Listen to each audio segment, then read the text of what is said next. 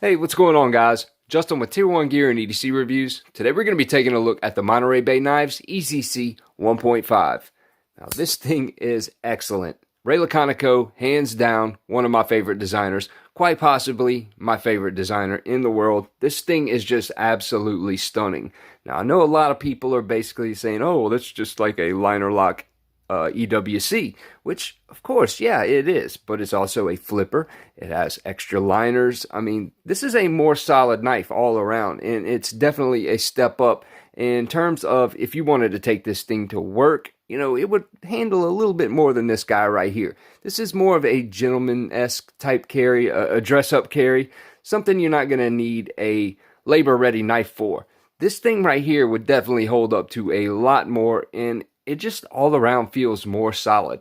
Now, I am a huge fan of carbon fiber, so naturally when they put this marble carbon fiber on here, I was like, yeah, okay, I'm sold. This thing's just absolutely beautiful. But I'm really digging this brushed satin blade. Now, it does kind of put off a weird glare, but up close, I mean, this thing is just absolutely beautiful. Now, it is made from M390, which is a great user steel. I mean, it's going to hold an edge for a really long time. You know, people that don't know how to sharpen knives go a really long time without having to sharpen them. So this is going to be great for that. You know, it may be a little bit brittle. You know, I don't suggest prying or anything with M390, but it will hold up to most cutting tasks you throw at it. Now, of course, it is a liner lock, and this thing is really smooth. The action, drop point or drop shut, no problem. I mean, I'm very impressed with this knife. Really snappy.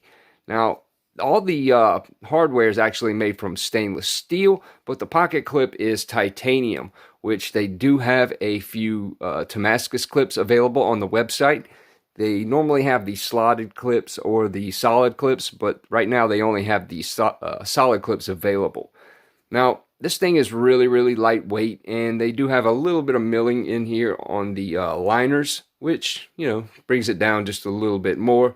But I really dig how they did the milling around here to give you a little bit more access to that lock bar. That is definitely special, and you could feel it 100%. If it didn't have that, you would completely notice it, no problem.